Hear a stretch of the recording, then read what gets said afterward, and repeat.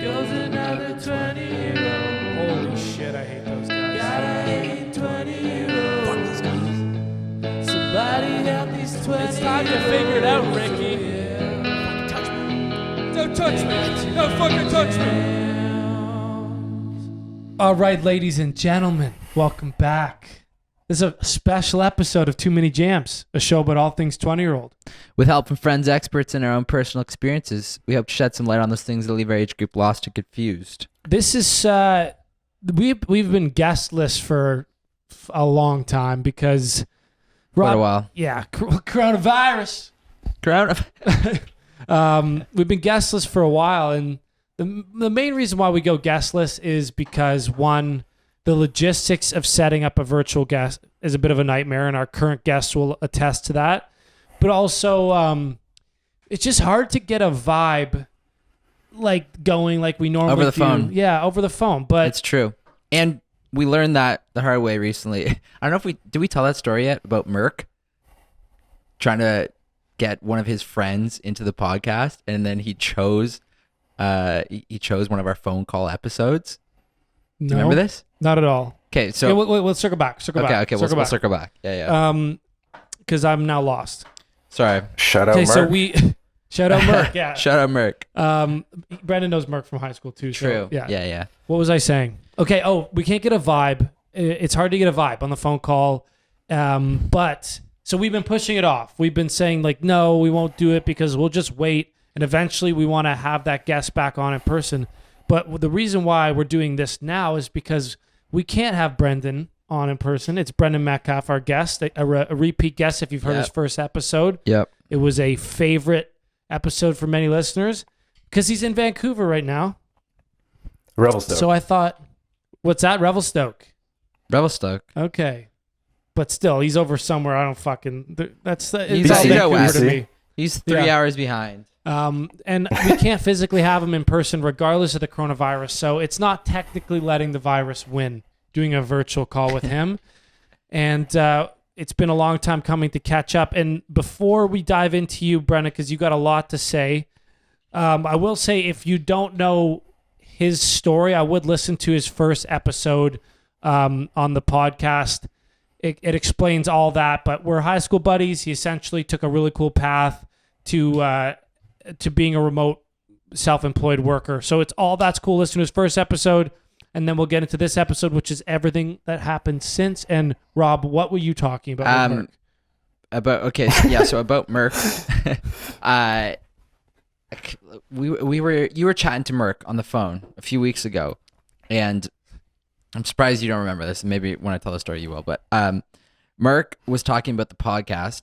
And he's like, or just asking. Oh, he showed it to his friend. Asking how it's going. And around Christmas time maybe? Yeah. That we, it was Christmas time because we were both at home for the holidays, and we had to keep up with the schedule and didn't want to let a week slide. So we did an episode over the phone and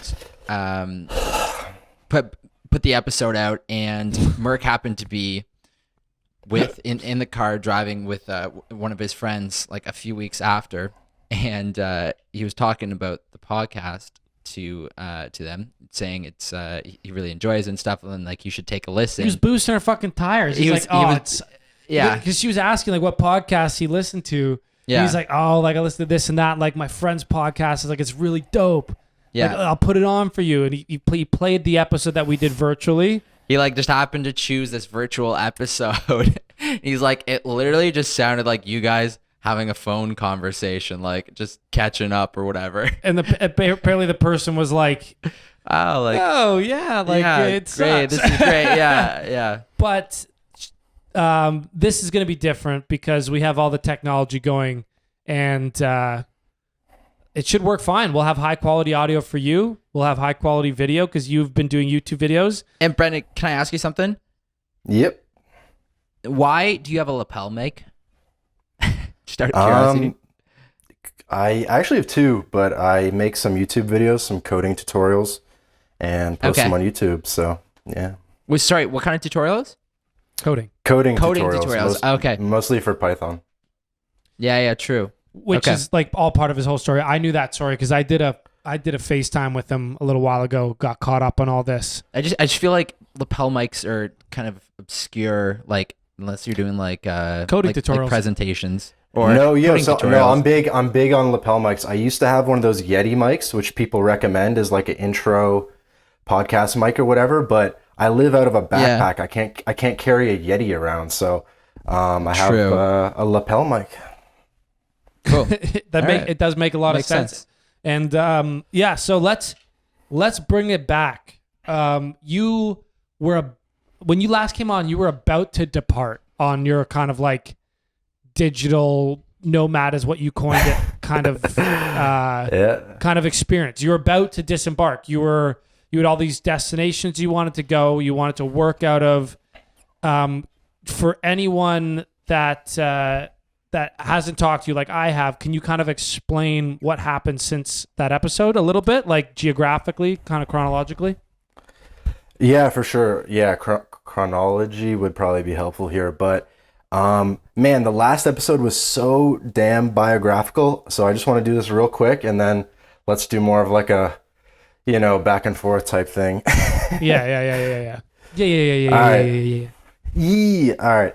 So yeah, our first call was our first podcast episode was October 2018, which is nuts, eh? It's like more than a year and a half ago.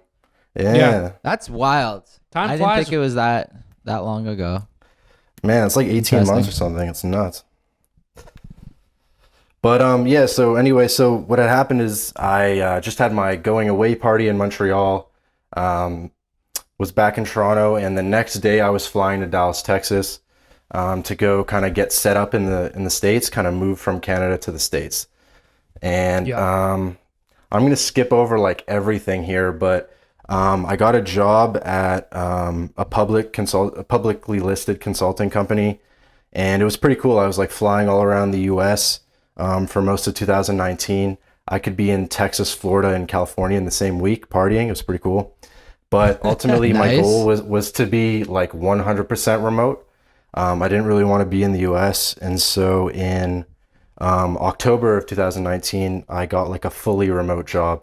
My first like 100% remote job. So I've been doing that for whatever it is, 7 months now. And what is that? Coding still. Working for another consulting company, but in the healthcare space, which ended up working out nicely because we work with hospitals. We, do stuff with their technology infrastructure.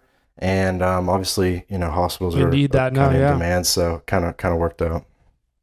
And what kind of coding are you doing for them? Man, I do a mix of everything. I've been doing stuff with chatbots lately. I do traditional websites. I do machine learning and like data science stuff. Pretty much anything that like needs coding. Sounds like, expensive. They just put me on it. They pick you up? They pick you up? Sounds expensive. And since you're in the healthcare space, have you seen an increase in work for the stuff that you're doing with everything that's going on with coronavirus right now? Or yeah, I mean, decline, or like I don't know what, if there's a correlation or. We're busy. Yeah, we're busy. Okay, cool. It's so tough to like. There is so much to dive into because I also want to hear about like your time living in these places. Like, so it's almost like enough of a backstory. But again, that's all in the last episode. I want to hear about like how it was. Like you're alone, right? You moved to the States. Did you have like any buddies, like any, or are you like you landed and you're just like working for this company and you have no friends in this new city and you're starting from scratch? Well, for one, worth noting that even though I was in the States, I was living out of a backpack the whole time. I haven't had a lease actually ever in my life, really. So I've been like literally since we last spoke and saw each other in person, I've been living out of a backpack. And how is that? Dude, it's sick. It's sick, but choice. Like takes a certain person to, to appreciate that, right? And obviously you are. Is it a big backpack? Like, is it at least like one of those like travel back, like, you know what I mean? Those hiker backpacks? No, well, I've been doing a backpack and a carry-on because in the U.S. You can have two pieces. So I have two pieces, but it's pretty minimalist. So you're minimalist, but it's still like you. So you stayed what like? Did they have corporate housing? Like, or was it just Airbnbs and hotels mostly? Like, what was the deal? All right. Yeah, I can explain this. So if you know like buddies who might work for Deloitte or KPMG or Accenture or whatever, Yeah. like a Yeah. consulting company. Yeah. You might know that they often fly to client sites, right? That might be in a different you work city. out of their offices and stuff. And yeah. you work out of their office, and then what the policy is typically is, instead of flying you home, if you want to fly somewhere else of equal or lesser value in terms of the flight, then you can just do that instead. So instead of flying from Toronto to Winnipeg or whatever, you just don't have to fly home to Toronto, and you can fly kind of like all over the U.S. or Canada as long as it's cheaper, the flight. Than the original flight. So Okay. yeah, so because I'm set up in Texas and my client that I was working with throughout 2018-19 was in Florida, I mean, that's a pretty expensive flight. That's like 500 US round trip. So on that type of budget, I could fly all over the United States basically, and anywhere I wanted. And that's what I did. Like I was on a flight pretty much, I don't know, maybe like every 10 days throughout 2019. And I was just popping back and forth from Miami, Texas, California, Boston, a couple other spots, and just kept literally just flying back and forth wherever I wanted the whole year for free, kind of. So it'd How be many- like Airbnbs then. You'd be staying at? Airbnbs, Hostels? buddies. I mean, usually I would try to go somewhere where I knew someone or whatever. But yeah, I've stayed in hostels a couple times. Like I've like been like doing business phone calls in the lobby of a hostel in South Beach, Miami, like many times. And it's kind of a funny flex, right? Because you meet these people, they're from Germany or whatever, and they're like, "Oh yeah, let's do the thing." And I'm like, "Oh, I got to work." And they're like, "How are you working? We're in a hostel in South Beach." You know what I mean? And I'm still stacking. How many miles did you pick Yeah, up? you got a good plan, like a good arrow plan? Yeah, good points card. Yeah, I got status with some of those things. So yeah. And I don't know if you were working. Are you still there? Sorry. Yeah. Okay, sorry. I just got like a little blip. I know you were working on like passports and stuff. Like when you were leaving, did you get any more citizenships since we last talked? Oh yeah. Oh man, how much can I divulge here? This is like personal info. I'm gonna get hacked. Yeah, no, I did. So in the last call, we talked about me getting Italian citizenship and how that was coming up, and so that came through. So I now have 3 passports. It's just such like a different guy, eh? Like even when we FaceTimed and you're telling me like the stuff you. So just to preface this phone call, why he's on the episode now is he gave me a shout like a couple weeks ago and was just like, yeah, let's catch up. Like, what's going on? Like, just all this shit. And then just casual was like, yeah, like tomorrow I'm actually like road tripping from Toronto to Vancouver with my brother, or Toronto to BC with my brother. Like driving, right? Yeah, we I was drove. like, okay, that's a big deal. Like that's something I'd be like telling people about for a while. I'd be like, oh, I'm doing this huge road trip, like Toronto to BC. It's crazy. Yeah. And you're just like, that's just something you slip in there. I guess it doesn't feel that weird for you when you're you haven't really put roots down for like 18 months. You know what I mean? You're just like, Well, whatever. It's like just another journey. My brother actually lives here in Revelstoke, and he had driven back to Toronto for Easter, and so he said, "Hey man, do you want to just like come back You out drove with me?" back for Easter? Like a weekend? Yeah. No, he came for like a month actually, but Okay. but yeah, he was like, "Yeah, do you want to come back?" And I was like, "Yeah, it's better than downtown Toronto, that's for sure." So Yeah, you could probably do a bit more living in Revelstoke, at least in the current climate. oh And man, what's, I guess man, I have like a tan, man. I got a sunburn. I had to put fucking coconut oil on my face. Like I'm riding around on a mountain bike like shirtless all day. Yeah, we've had the wackest weather here. It hasn't been like that quite yet. But what are the 3 passports that you have right now? It's Just Canada, for- US, Italy, right? Yeah. Canada, US, Italy? Yeah. Yep. Any plans to go over? Actually, fuck, Italy's kind of destroyed. But like, was there any plans before COVID to like eventually bring this remote thing kind of like on a more worldwide thing? Like, do you have any plans to lay roots, or are you gonna keep nomadic for like a good period? Like, did you really enjoy that decision after all? Was it what you're looking for? Well, it's honestly just not as binary as you paint it. So like, for example, in Mexico, when I'm there, I'm rooming with my buddy Chris from Toronto, my high school friend, but we have this huge community of expats, and we work in this co-working space. We party together at night. We do trips to islands and stuff like that. And, you know, people from all over Europe and things like that. So I actually feel like I have more community in Mexico than I do in Toronto sometimes, for sure. Wow. No, I understand, but it's still a changing community. You know what I mean? Like if you spent time in Toronto laying down roots or like rekindling, I guess like the friendships and stuff, like you can build a real community here. Like you know what I'm saying? Like I never left. I haven't taken. So you still have that community feeling, but it's still going to be different because you have your community in Mexico, but that's evolving with the people that are coming in and out, other than a few core people. But then, you know, when you change places, you still may have a community feeling, but it's different people. There's still like variables and stuff. And I think that makes a lot of people uncomfortable. That's why I ask about it. No, I agree. No. Community is absolutely important for everyone, even nomads. And it's something that I think about too. And so I think about maybe I should just have like 3 or 4 spots around the globe and build a community in each of those spots. So instead of just hitting a new thing all the time and starting from scratch, it's annoying as hell, man, to be honest. So it's better to have like a couple communities, right? Because like think about something like dating, right? Or think about something like sales. So what if like you were like a car salesman, right? Or a software salesman. I said to you, okay, every single month, every single week, we're going to just delete all of your sales funnel leads. We're going to delete everything in the funnel that hasn't been closed yet. And you just have to literally start from scratch the next month. So that's what it's like to like pull up in a new city. There's no girls in the funnel yet. There's no like, you know what I mean? So things like that. There's no friends in the funnel. There's no like, there's nothing like you're literally starting from scratch. Yeah. But I mean, dude, shit happens fast, and I do try to go places where I know people. I think, like, so the 6 months I've been traveling remote, I mean, everywhere I've gone, it's because I've known someone. Okay.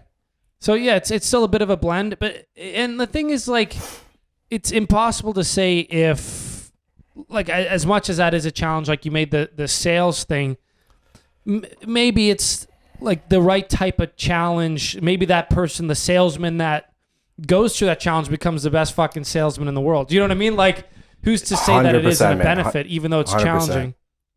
100%. But that's super cool, and that's why your episode was so well received before, is because how different you are, and you were talking about all these plans, and so people were like really intrigued, and this is cool to follow up and like it's kind of like a post game or like mid-match interview, you know, of how it's going.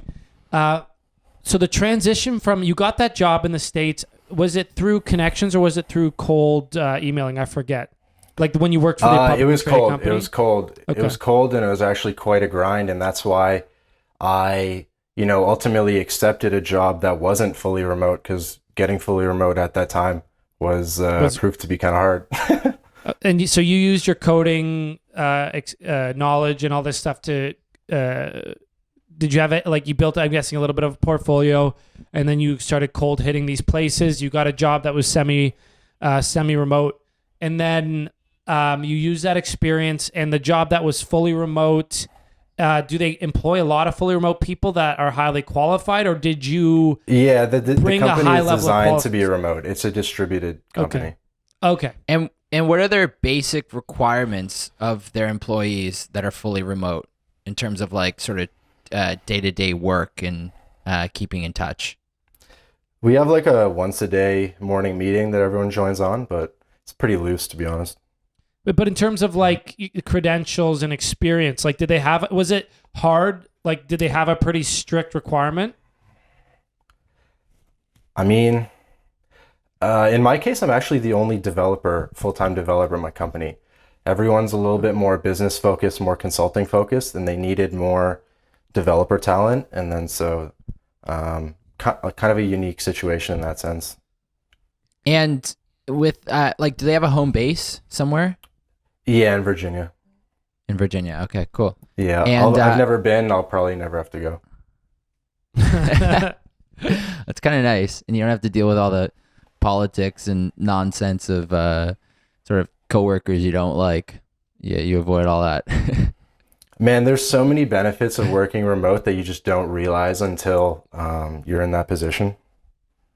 Well, like the thing is I don't know how it's affecting all of our friends' companies that they work at, but everyone's working technically remotely right now. Yeah. And the barn doesn't seem to be coming down. You know, the ship doesn't seem to be sinking. I think there's a kind of an old school philosophy that you need your people to work in an office to make sure they're productive, to make sure that they're, that they're kind of scared and like they work hard to impress upper management and stuff like that. And I'm sure that's true to a degree and all that, but they're all working remotely now and it seems to be fine. So like maybe this is going to pave the way for a lot more of like blended work schedules, like maybe month on, month off, or like, you know what I mean? Like a lot more balance because it's clearly technologically possible. Yeah. Even in these high functioning like finance, banking, real estate, like it's true. It's going to be interesting to see once the quarantine ends, kind of what kind of work schedules companies go back to, and my prediction, and possibly if they adopt more of a work from home or loosely based remote style of work. My prediction, the exact same. Hey, Brendan? Nah, man, no chance. They're gonna go back to 9 to 5, 8 to 6, whatever, Monday to Friday after quarantine. Maybe not immediately. Like there might be a transition period, like a few months, 6 months or so. But I guarantee they go back to biz as usual in the office. They own these huge office buildings. They need to justify them. Yeah, that's true. Do you have any? Okay, so you're working for this company out in Revelstoke. And do you have any plans to like take in sort of the mountains, whether it's like skiing or mountain bike or like kind of that type of lifestyle that's out there?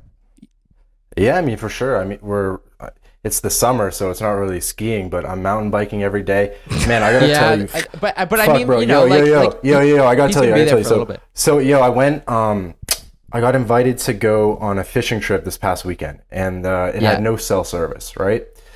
And dude, I'm like straight city boy. I've never owned a car. I grew up on the subway line, right? I don't even know what the fuck nature is. And so in my first 24 hours without cell signal, right?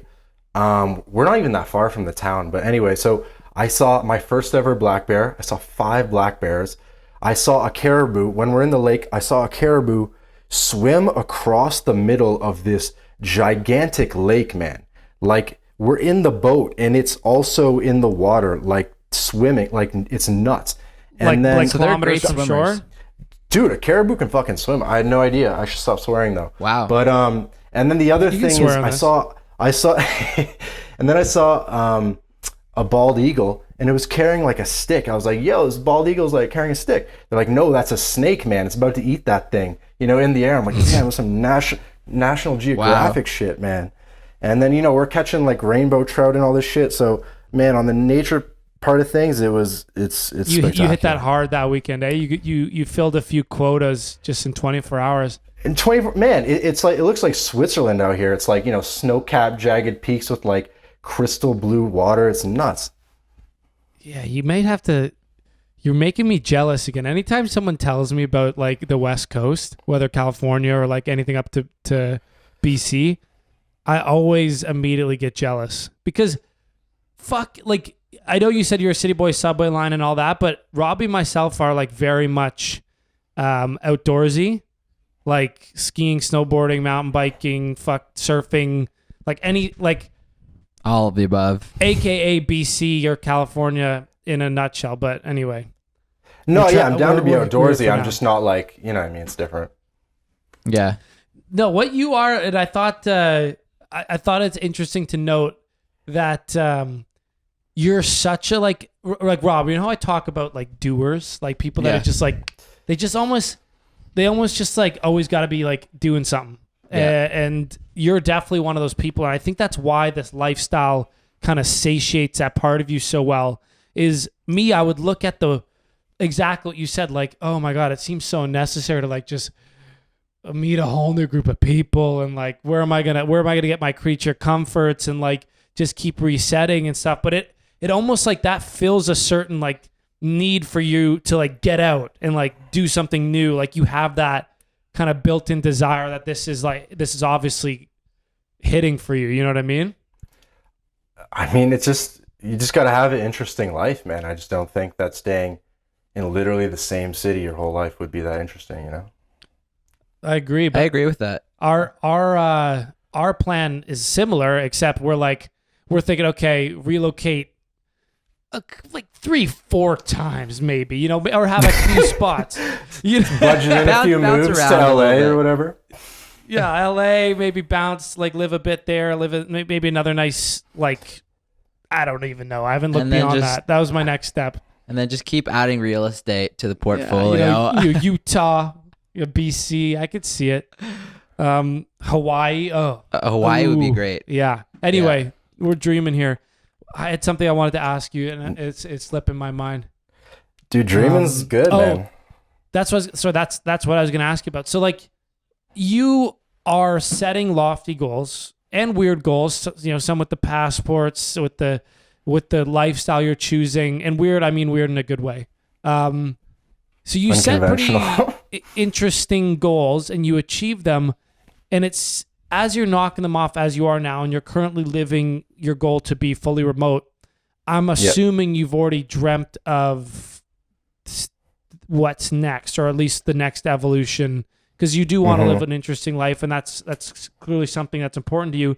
Do you like have ideas like about meeting that girl, or about like what's next, or you know, are you trying to, with this YouTube stuff, like become a personality or someone to share your story like through video, or like a book or something? Like what are you looking to now? Like what's going on? Yeah, I definitely would love to talk to you about personal brand stuff and get your opinion on a few things. No, it's a good question in terms of what's next. I mean, it's something that I'm trying to figure out now. Like I have a whole lot of things that I would like to do, and then it's just about kind of like lining them up based on the circumstances in the world and so forth. It's like, you know, like you have all these like dreams of things you want to do. Maybe you guys want to just become famous in Japan and live over there or whatever. And you have all these like little ideas of potential futures that could happen. And not all of them will ever happen, but you kind of have them on a shelf that you can like pull down when it's a Like good when the stars opportunity. align. You for know what that I mean? one. Yeah. Yeah. So is that what you're doing right now with you know, you have an opportunity being fully remote, and like with the flexibility you have, you're pulling off the shelf the like the content creator like kind of income stream or like path. Is that your main thing you're working on aside from your core work? It's more of a side thing. I'm putting time into it for sure. I have about just shy of 100 videos out on YouTube over the past year. And it's been growing. It's been cool, but like it's small, and I'm not really expecting it to like get anywhere. It's a coding channel. It's not gonna really hit the kind of like sub numbers that are crazy. It's just something that I thought was good. For someone who hasn't seen any of your videos, like myself, can you give them an explanation of what they are? Yeah, like sure, what man. you go through They're in your cringy as coding hell, videos? and they're like they I mean, they're pretty cringy, but a lot of it is like just like explaining features of the Python language, and taking the documentation that's out there and just kind of like wrapping a video around it so that it's more like digestible, so you can like watch something instead of read it. You know what I mean? No, like I have opinions about people that do content like yourself for any reason, and my opinion has always been, if you're doing something like say coding, like working remotely, and if I see that you also have some sort of like a blog or a video You series, said this to me the other day. yeah, or you do something external to it that shows to me that you're more invested in what you're doing than just what you get paid to do, I immediately am more. I give that person more value. If I'm choosing them as like someone to work with or like as a hire or something. You having your own like channel shows people that not only are you capable, but like this is something that you seek, a better understanding of. You know enough to educate. It gives a lot of value other than the fact that you could gain subs and you could potentially, get income from that. But for personal branding, and you say it will never blow up, or like. But no, it's what you said, man. It's just something you can point to. So even if it never goes anywhere, when I have, job interviews or whatever, I can say, hey, I have a channel, and it'll help. But you know what? It also, I think, like, and I don't know if this is going to be part of your personal branding question or what you're going to ask, but like, I think a cool avenue for you is once you start getting in the habit of creating videos and obviously get better at it and it becomes more comfortable, to start shedding some light on the lifestyle you're living through like either short vlogs or short whatever, or explaining to people how you live the life you do. Those channels blow the fuck up. And people, tons of people want to know how to live like that. Those nomad and channels. Man, I I have friends like these guys. Like I've been in all these digital nomad hubs around the world, or at least some of them. And I've met some of these guys. I've met guys with big followings, and I'm taking notes. Because a lot of people, sometimes it's like self-help people or motivation people. Some people like become nomadic based on YouTube's success about being nomadic. Right. Okay, so like, what do you mean? It's like they it's like you get rich by teaching people how to get rich. Yeah, exactly. I mean, it's a small percentage. It's honestly not even worth like discussing. I know, but it's like the people that become motivators just by motivating people, like they're like, look how successful I am, and it's just because they like motivate other people. But okay, no, but you're the real deal. Like aside from that, you've become fully remote, and I think there is value in teaching people, because I know our roommate, like Kevin, producer Kev, he talks all the time about how he'd love, and he's got coding, developing experience. He did his boot camp, and all he wants to do is have that freedom. And I think his dream is to go somewhere by the ocean and surf it out. Totally. Just, He'd be keen to follow a similar path that you have. Kind of. And you don't even have to code, man. There's so many jobs online now. Like, if you just think about it, if you've ever, for any listener, if you were like, you're not getting paid cash, you're not getting paid by check, Mr. Listener, you're getting a direct deposit to your bank. So you're technically already getting paid online.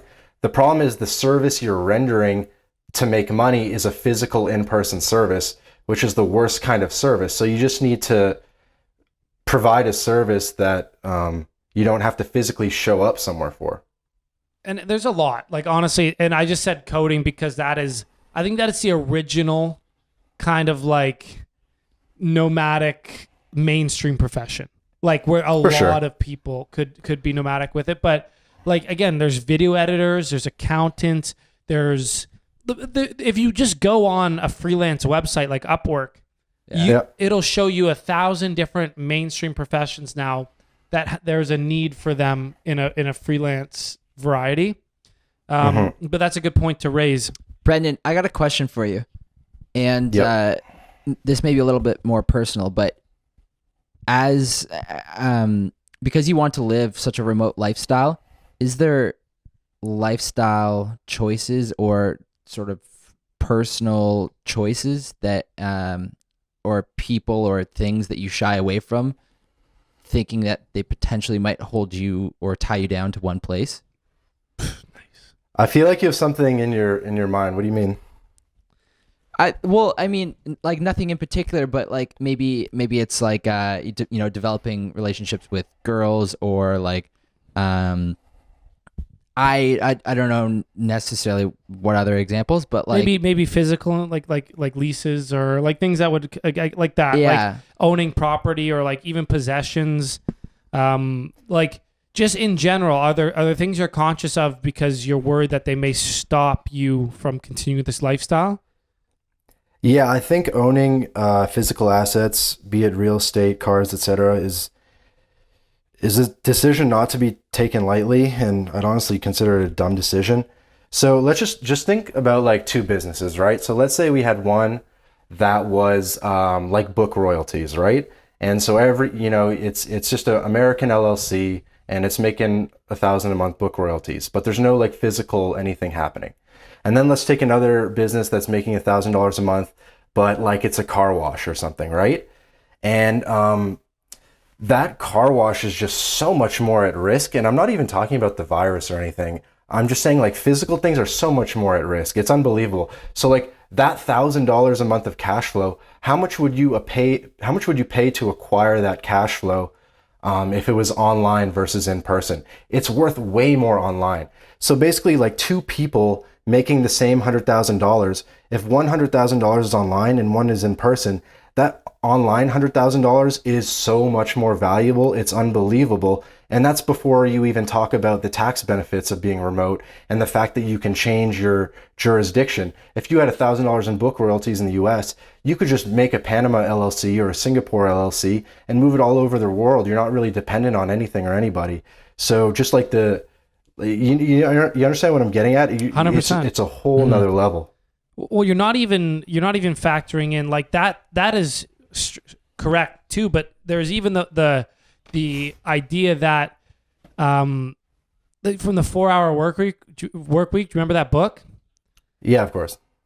Yeah, how they talk about wealth for the person who is making residual income. So there's remote income, like that's not location dependent, but then there's also residual income that is like income that is not directly a result of like hours worked. Do you know what I'm saying? Passive income. Passive income. If you're a remote person that's making passive income, even if you're making $50,000 versus somebody's making, yeah, exactly, versus somebody's making say even $150,000 as a fixed location and a active worker, you're 10 times richer than that person because you can be anywhere and your time is flexible and you make money while you're not working as well. Does that, you know what I'm saying? Totally. Yeah. But these are cool concepts, but they are just as hard to set up as like you achieving remote like working is still as much of a challenge as anyone that is leaving a mainstream employment. Like even Robbie and I trying to make income through music or podcasts, or because that's technically all remote. It's earned income. It's not passive income. Right, but it's still like it's still challenging. Like you achieving that, I would equate to as if Robbie and I, eventually started getting enough income from music to quit our jobs. I agree with that. From like it doesn't get as much maybe like glamour or like if you just go like, hey yo, Rob and Trav just got signed, like they're a little famous, like they're gonna be signed musicians. I feel like there's like a societal like dope, yeah, that's cool, that the nomad may not get that same respect, but I think it's just as impressive or challenging to create that lifestyle to any degree. I think just the music one is just like it has that component of like cool rock stars, whatever, like kind of taking away from the fact that you essentially are becoming the elite of the employed or the professionals in a sense that like you getting all the benefits that a celebrity or a podcaster or whatever would have as an employed professional in a non celebrity profession. Yeah, or non, no, it's true. It's like you almost like, 5 years ago, everyone wanted to start a startup and have an exit opportunity, but it's like if you can just work remote, you don't even need to get an exit opportunity or whatever. You're already fulfilling all of those lifestyle requirements and freedom that an exit requirements. would give you, right? Yeah, exactly. Like the exit would give you a cash amount that you can either reinvest and earn that flexible passive income that you can live off of. But yeah, exactly. Like, that's my point. I'm glad you picked that up because I was having a real hard time describing my thought there. I was like, I got what you're saying. okay, I was struggling. No, I'm glad you actually tied it in perfectly with that LLC reference. No, it's super cool, man. And I just like to I'm sure if we check in another 18 months, there'll be something wild coming out. But I do want to ask, I do like the personal line of questions. But Okay. just like I do want to ask like stuff like just mood, like happiness, how you're feeling. Like, are you putting money aside? Are you saving? Is this a lifestyle that allows you to save? Are you investing? Just some basics. How are your relationships? Are you dating? Like just take us through like kind of, the things that go on in your personal life. Oh man, you got to ask these one at a time. But in terms of mood, doing super well. How could I not be, man? I'm just mountain biking around the river in the sun all day. It's pretty sick.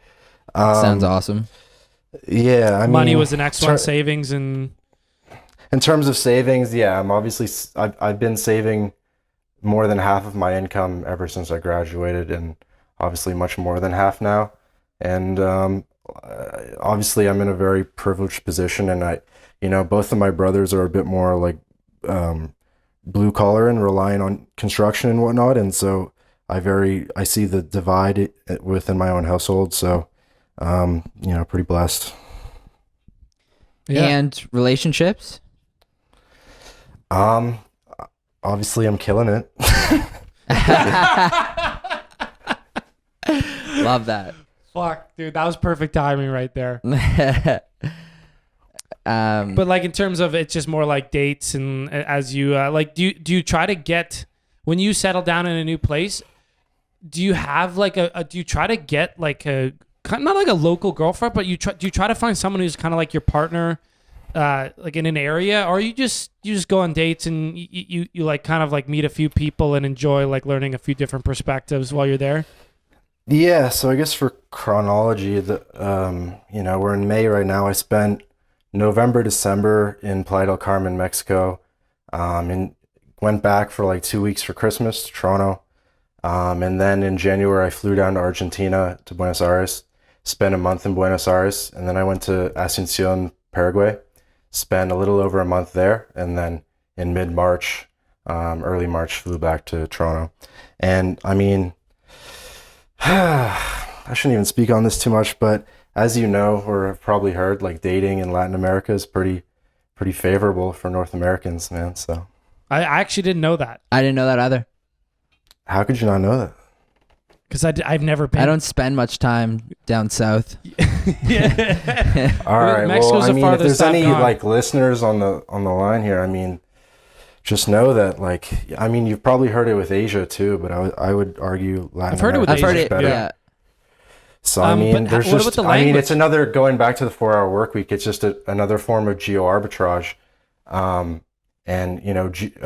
dating can be geo arbitrage just as much as finances or anything else. Yeah, if listeners don't know what arbitrage means, it's like a riskless benefit or like a... No, it means that the supply and demand are different in different places, and you can like take advantage of those dynamics. It's high demand, low supply, so It's like when a British gonna- guy comes or an Australian guy comes to Canada, he's taking advantage of the same arbitrage. Yeah. Exactly. like, exactly. people Well, you're like liking the Australian cousins, right? So just imagine that, for me, I'm the equivalent of like your Australian cousin in Canada. You know what I mean? Well, I have Where an Australian brother-in-law, it's yeah. like, man, it's pretty nuts the difference in the dynamics, and it's like as I'm sure social status and whatnot's very important, and when you like it's kind of, we kind of get that for free when we travel due to the novelty. You know what's funny is a lot of people be afraid to discuss that Yeah. as if it like takes the truth or the power, like the truth away from it. Like British people fucking know it. Australians know it when they come here that they're getting Walk in girls there with that accent. out of their league all day long. Like they are just a regular Joe in the UK. They come over here and they become hot UK guy. Yeah. You know what I mean? So I appreciate you for just telling it how it is, because that's exactly the fuck it is. And I've always dreamt of taking advantage of that. Like when we go on you tour, have no like, idea how much more favorable it is. It's so night and day that I can't give you the anecdotes on the podcast, unfortunately, but just know that like it's if I told you how much more favorable it is, it would blow your mind. I Do believe you feel normal as shit being back in Revelstoke now?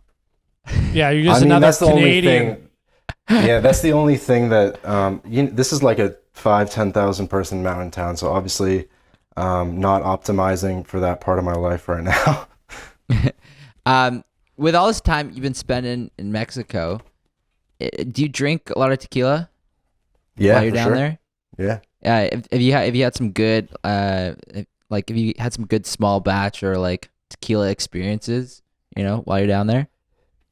Yeah, but more mezcal than tequila. That's the real prize. I love mezcal. I've been drinking a lot of mezcal Yo, lately. ew, gross. You two can make out. That's disgusting. It's Yo, like- I'm it's all like- about the healthy hard liquors. So the ones that are low sugar, which is basically gin and tequila and mezcal. I like so like fun like rum, gin and tequila. You know what I mean? Yeah, 'Cause- for sure. What was I gonna say? Mezcal's like the Scotch of tequila. You know what I mean? Like You don't it's- like it, eh? it's got everything I don't like about like whiskeys, some whiskeys and scotches, Yeah. and they just added that to tequila. You know what I mean? If that makes sense. But yeah, no, I totally understand that, and I've always wanted to. I've always dreamt of going to because I'm for any of you listeners, you want to talk about cringeworthy content? I'm in a fucking tank top right now, Brendan. And I have a shaved head and I'm pale as shit and I look like an idiot on this camera. But I always had a dream of going to Scandinavia Why? because I've heard that the women there are just gorgeous Yeah. because all the Viking, R&Ping that went on in history. If you can fill in the blanks, of, what Vikings used to do. Yeah. They run and play. Yeah, no, it's different words. R&P. They made a bunch of beautiful Scandinavian women, and apparently taller, darker featured guys Yeah. are all the rage. Oh. Yeah, Did you know that, your Brendan? black hair would do probably a little better, but you're still not going to be maximizing your novelty factor in Europe or in the You're right. Nordic countries, You're because right. there's places where you can go that, like if you were black, I would say hell yeah, go to Sweden. But if you're just another white dude, you're not going to get the same Fortunately, I'm not benefits. black. Yeah. That's just, what, it'd be funny. Like, if this content didn't get you in trouble, it would be so funny for you to like talk about this stuff in YouTube videos, like the areas where like different people have like the most like just advantages. But dude, even when I go to the States, in the smallest degree, I get that a little bit of that advantage just being a Canadian in the States. That little bit of difference, that little bit of interestingness gives you just a little extra pizzazz. Yeah. It's so weird, and I can imagine traveling further. That just the exotic factor just adds to. Even Vice, I think I've told you about this. Vice did a little documentary on this about how in China they interviewed people who make a living based off of like doing presentations or like just being a white person and being the Able to face speak of the language. no, just being the face of some company for people in China because they're so much more drawn to white people. Have you heard of the concept of purple cow by Seth Godin? No, but I can't No. wait for No? you to explain it. Okay, so Seth Godin's a famous marketer guy, similar to Tim Ferriss, and so he came up with this concept called Purple Cow, which applies to business, but you could apply to anything, your band or whatever. And the idea is that, so say you were driving down the highway, right, and you saw a field of cows. You just be driving by, you might say, "Oh, cows," and just keep going on your way, right? But what if one of those cows was purple? How different would you react to a purple cow? You would stop your car, you'd get out, you'd take photos, you'd be sharing that shit, you'd be talking about this purple cow for fucking weeks. And so just because it's purple, you know what I mean? Just because it's remarkable. People like to talk about what's different and what's remarkable. Yeah, And so think true. about, so often I just think about that in my own life, and I think, how can I, am I a purple cow? How can I purple cow in this situation? And it's, for a good band analogy. or something, it would be huge, right? So you guys are a couple hot white dudes in Toronto, but there's been Thank a lot you. of those bands. So what makes you guys different? You know what I mean? We're hotter and whiter. Well, yeah, how much time have you been spending inside Oh my lately? god, I'm dead. I'm man. That's almost great. transparent. No, dude, I can assure you one thing. You are definitely a purple cow. I'd say Robbie and me at the moment with what we're doing, we're more like a cow that use Shoppers Drug Mart off the shelf hair dye, purple hair dye that kind of washes out quick. You know what I mean? Just throw a violin in there or something. I don't know, man. No, I do. I understand the concept. That was well explained. I do honestly think you're a purple cow. The reason why I find your story compelling is because of how different it is and how remarkable. I don't think I find it is. know one person that's like you or that's taken Yeah. or doing a similar thing to you right now. I know, and that's And, kind of why I'm down to come on here, is because maybe there's some listeners that are interested in either the any part of it, the remote piece or the travel South America piece or the whatever it is, build online businesses piece, passports piece, and hit me up, because I'm down to connect with anyone. You should talk to my friend Chris, who lived in South America for two separate long chunks, 8 months to a year, in a couple different places. He's been on the podcast. You might have even listened to his episode. Yeah. No, yeah. What do you do about language, though? Do you find that you can navigate with English, or do you use apps? How do you communicate?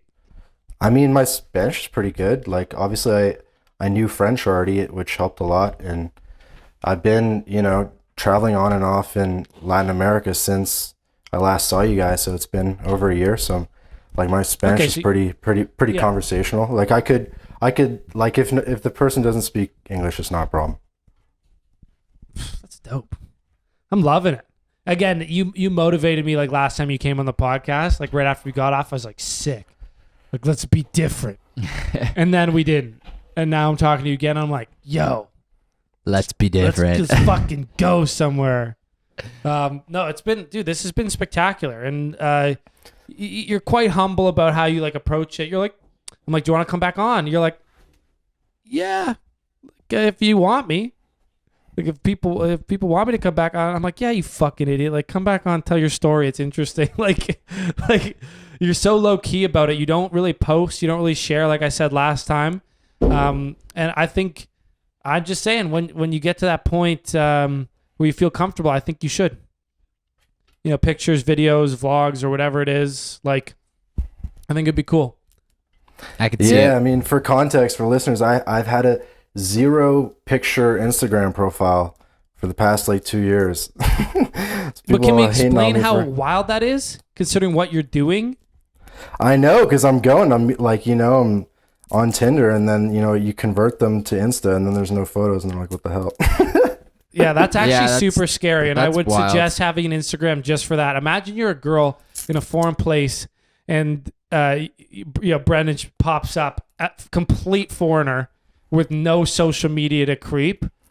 Yeah. Maybe put together one of you with your family, or like kissing a few dogs, puppies. And then you learn what he does, that he's traveling all the time and he's got nothing to show for it. You want to talk about Imagine, like, people that they go on a vacation once a year and they have a 10 post album about it. That's Oh, a year yeah. of content for them.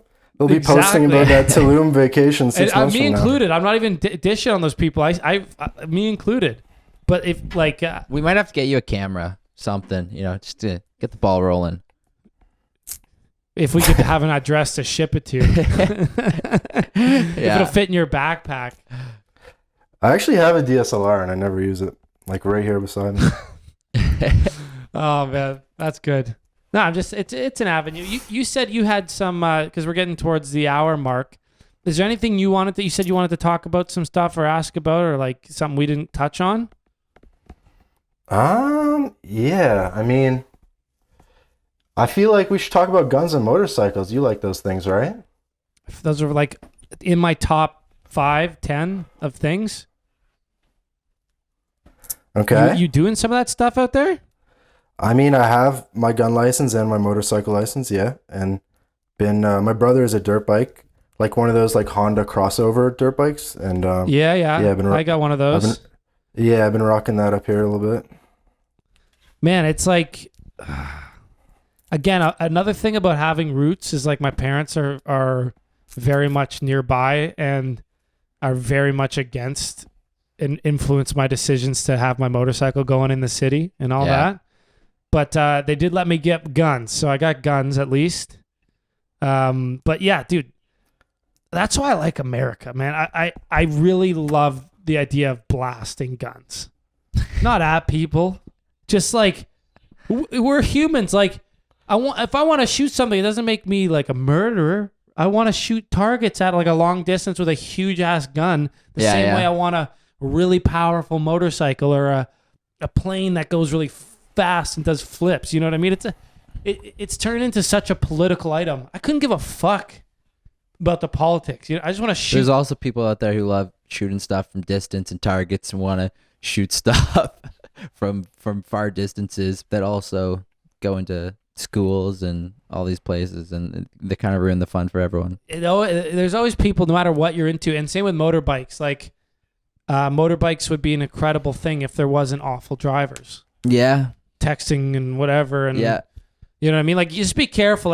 Like those crossovers, they're a little bit better than like road bikes and stuff because you're a bit more upright. You don't go as fast. But still, one car pulling out of a driveway on a country road or passing. Just be careful, man. I've seen it all. Yeah, no, but the direction I was kind of going is I wanted to pick your brain about. I've heard you talk before about just like getting licenses for licenses' sake, and then like the related idea of being like mildly impressive at like a whole lot of things. So like 80-20, that's my philosophy. 80-20ing like any like simple thing and just kind of, you know what I mean? So like give me a spiel on that.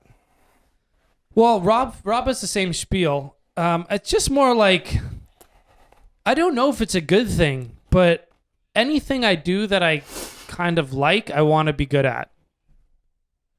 If that makes sense. I want to be, if I like it, I want to be good at it. I want to be at least impressive at it. Totally. But better than the majority of people. I don't want to be the best. I don't really have the desire. I don't think it's worth it even. Right, that's the 80-20, right? Is you can get 80% of the way with 20% of the effort, whether it be like juggling a ball or whatever, Yeah, so which I can juggle. and so I can juggle too.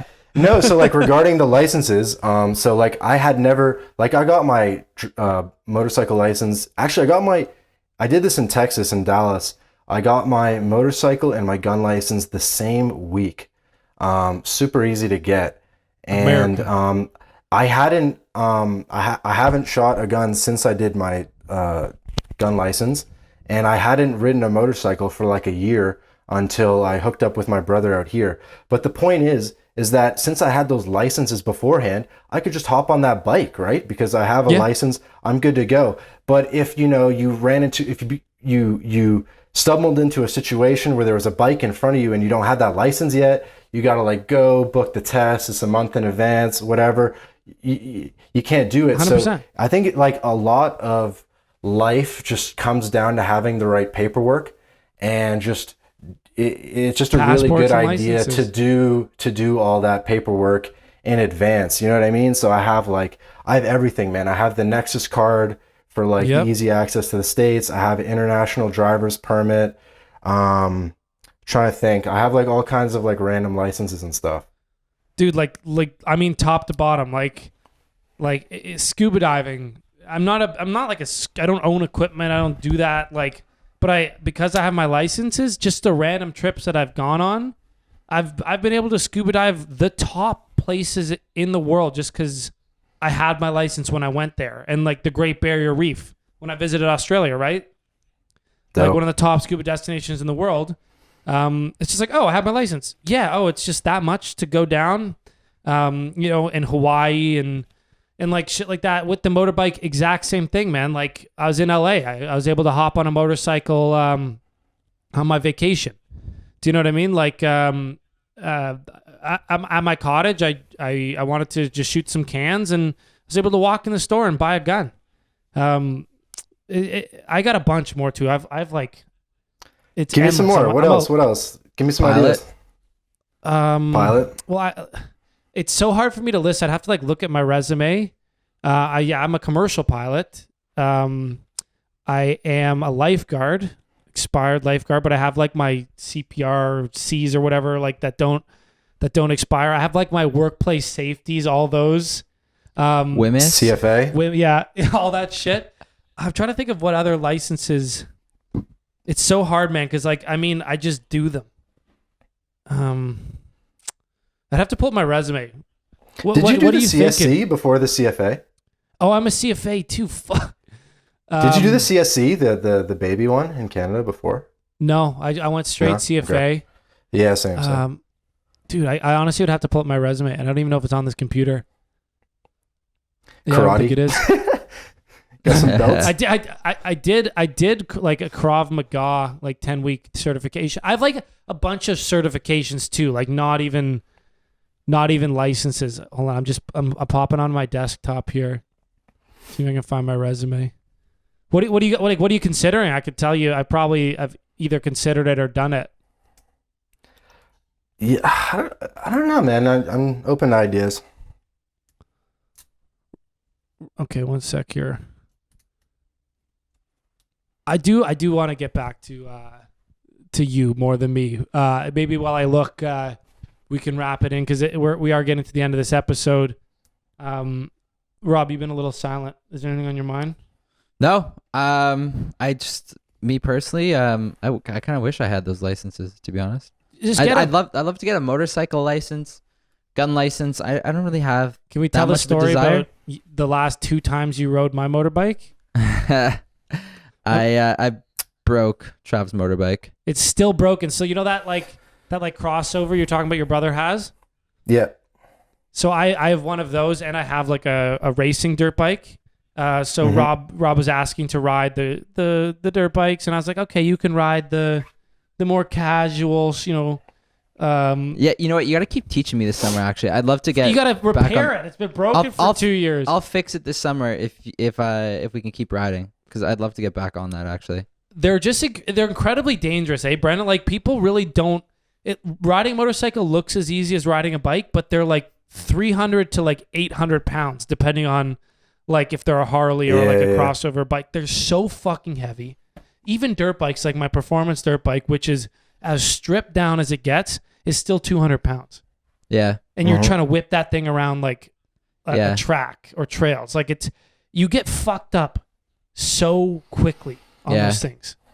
And even you didn't even crash that hard. No. You just made a turn and it was too heavy for you. Yeah. And the weight of everything broke a lot of things. Yeah. It was pretty funny, Brendan. Trav was like, it was getting near the end of the night, and I wanted to go. We've been out there for a little bit. I wanted to go for one more, and so before I take off, Trav's like, anything you do, just don't stall it. Don't. And I zip up the road like quite far, and I get to the end because I had a little bit of confidence by then, and I go to turn, and I stall it as I'm making a turn. Well, because the thing is, the starter, the battery was dead, so I had to bump start it. So if he stalled it far away from me, I'd have to come and like haul the bike out. So I was like, you can ride this thing, but like you just can't fucking stall it. And I'm sitting on my porch. I hear him ride away. And all I hear in the distance is, and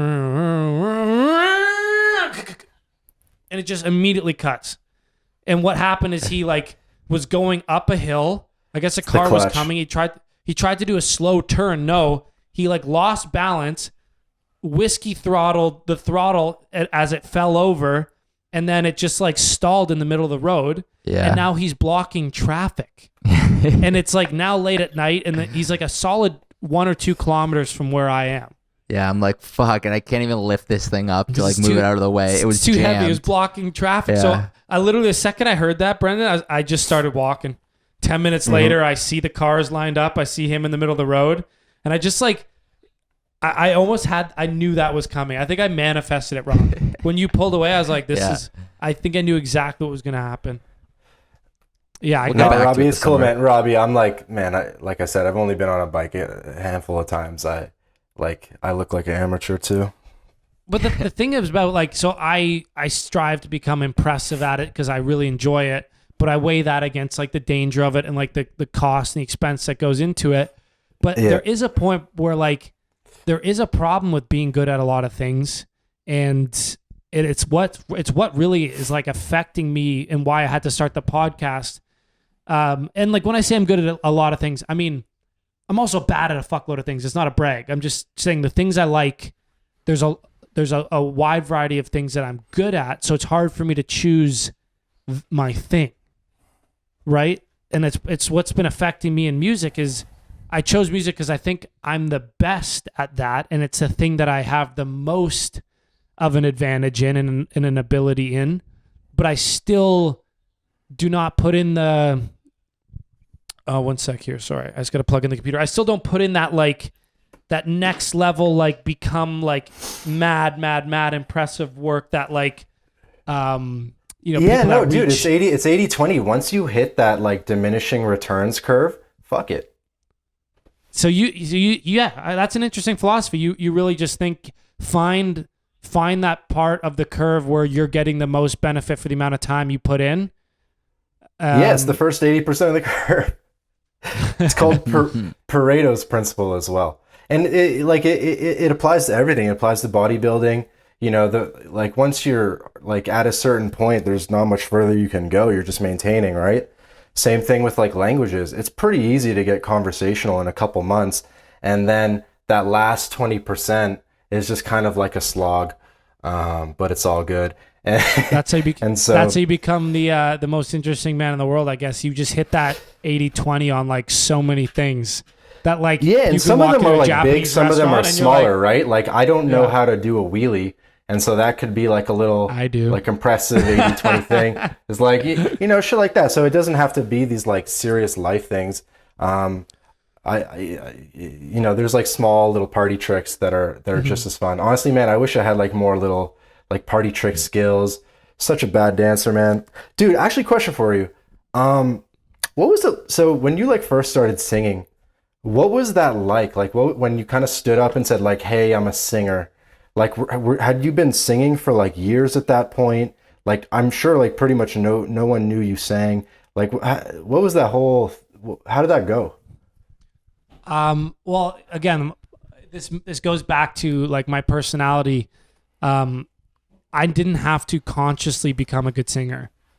I didn't have to put in like the hours in my garage, take lessons, or like whatever people do.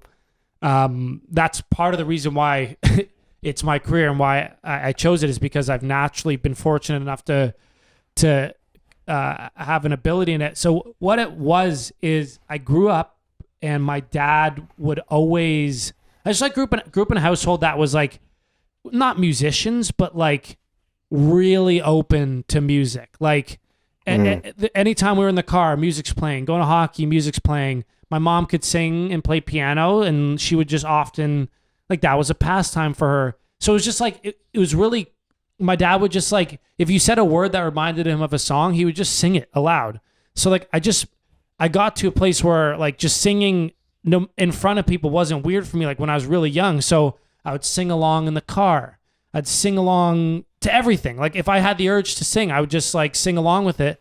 So I learned how to sing just by being raised in an environment that was extremely like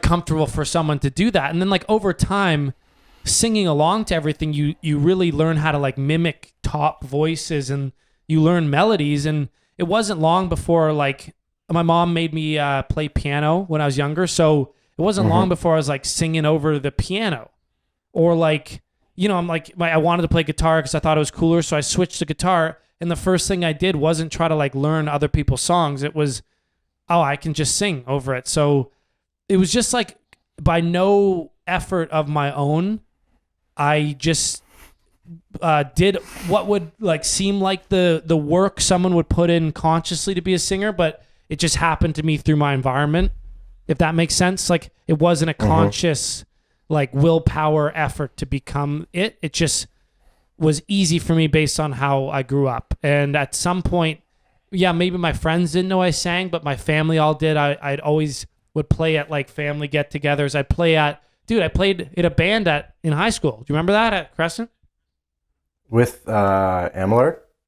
With those boys, and even I played with Richie was a drummer, no? Something like that? Yeah, Richie was a drummer in one band, and then I still was involved in music, but in uni I definitely put it on the shelf. I don't think any of my uni friends really knew I sang.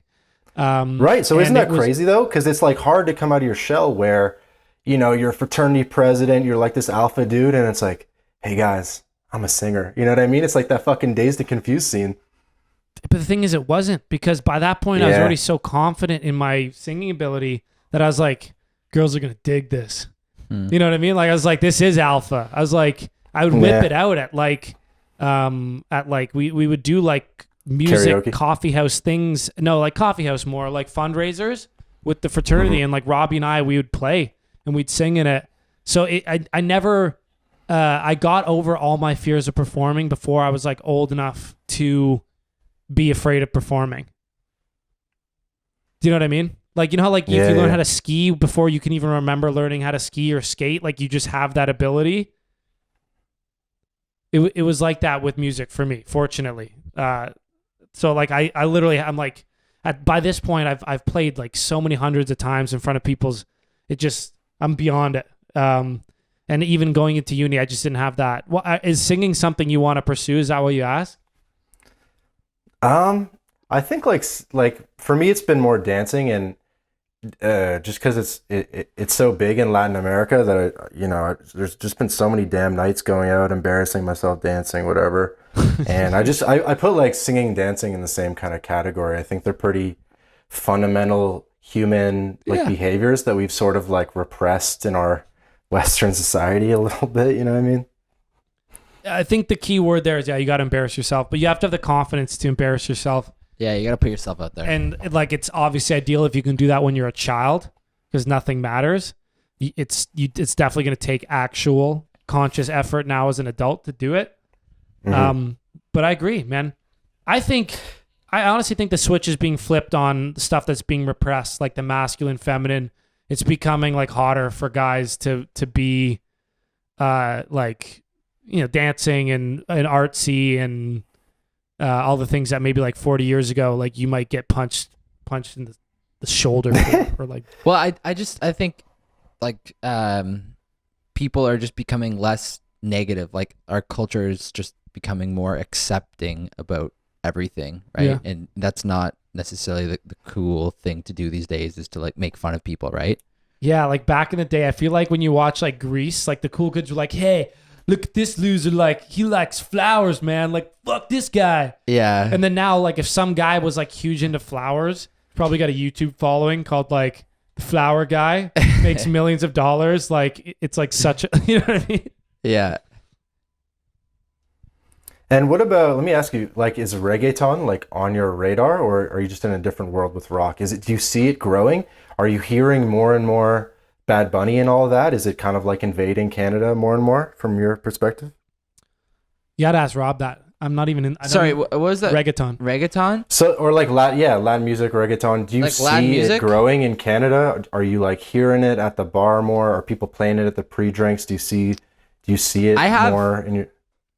I've an awareness of, I mean, I try to keep my finger on the pulse of a lot of kind of the overall music landscape, I guess. But I Yep. personally don't listen to a ton of it. But I mean, I know of Bad Bunny and what's the other guy? What's the Like other J big Balvin, guy? maybe. J Ozuna. Balvin, exactly. Yeah, Yeah. the guys that they performed at the Super Bowl, right? This past year.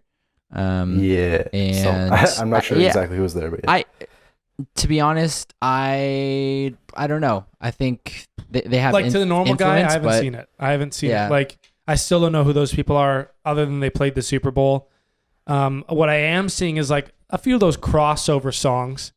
You know, they get Justin Bieber like The Drake song. like singing. Yeah, exactly. Yeah. And I think that's the start of a wave. I'm sure it's in the distance. Yeah, But I'll tell you what- none of that. There was no like in our whole lives, the only people in Spanish that were ever on the radio were Shakira and Ricky Martin.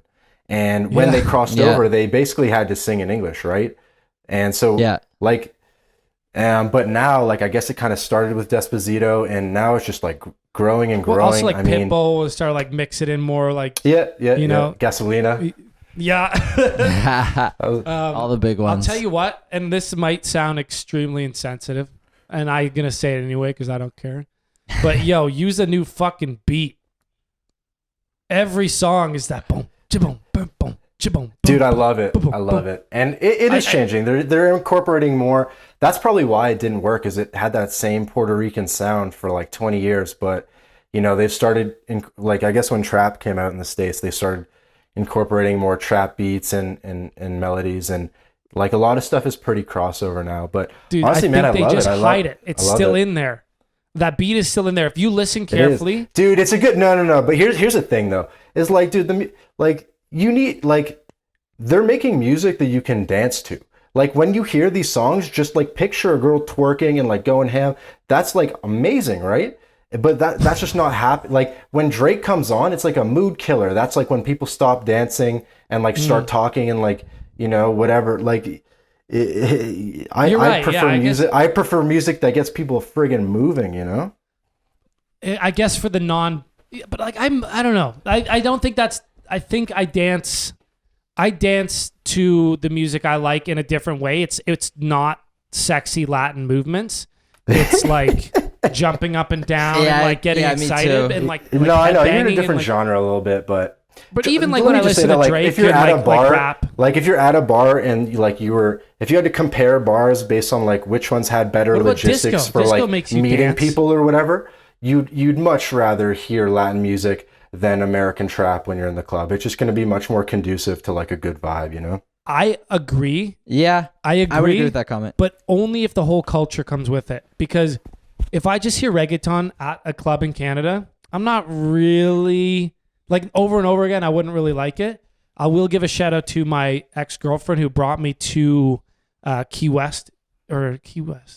Biscayne in Florida, and it's really Spanish, kind of Cuban or whatever area in Miami. It's part of Miami. Yeah. Yeah. And going to like the dances or like when we did like New Year's there and they're playing the Latin style music, and then you see these like handsome tan men wearing fucking their tight outfits and they're dancing. I got swept up, and I all I could think of is how that is the coolest thing I've ever seen. I agree. Yeah. Way cooler than all the other dance music, but in Canada, in the context of around us, I prefer like disco or like dance music, like EDM or because that reggaeton beat, it's alone. I just get tired of it. It's like a torture, like a Chinese water torture. If I just hear it like song after song after song in a row, you know what I mean? I think I thought like that too, but once you get more into it, like you see it's got some depth. But anyway, dude, the other one is, I don't know if you've heard, but like, have you ever heard Brazilian funk music? Man, this shit is nuts. Tell me you've heard this. Rob? No. Nah? What is Nah? Brazilian Man, funk? okay, No. just Google Brazilian funk. I'm not sure what's going to come Okay. up, but just like watch the first 5 songs. It's basically like reggaeton, but it's like even higher beats per minute. like the snare is often like a cowbell or something. It's not quite a reggaeton beat. It's like even more dancey, even more crazy. It's just nuts. It's like honestly my favorite type of music right now. It's just so different than anything you've ever heard before. It would just funk. be like Okay. yeah. And is it mainly like computer generated beats, or is it bands that are dominating? It's what, computer generated beats. It's the equivalent Yeah. of trap or reggaeton, like favela music from cool. Brazil. But obviously Brazil has a huge musical history spanning like samba and other traditional genres with real instruments that I don't know the names of. And that like influenced the current music. No, that's cool. I'll ask our friend's girlfriend is from Brazil, and maybe she'll have some. She shows. probably loves it. Yeah. But we got to wrap this up, B-Dog. For sure, man. Just curious, doing a little survey, No, man, that was a fun episode catching up. I hope the audio, like the phone call, like didn't mess up the flow. But I personally got a lot out of that, so I think it was great, dude, and I really appreciate it. For sure, guys. Yeah. Thanks so much, dude. And let's chat soon. Keep me in the loop, and we'll follow you on your path, man. 100%. All right, dude. Well, on that note, we'll see you next Tuesday. Later, dude. Thanks again. Peace. Diamond District in the chain. Certified, you know I'm gang, gang, gang, gang. Drop the top and blow the brand.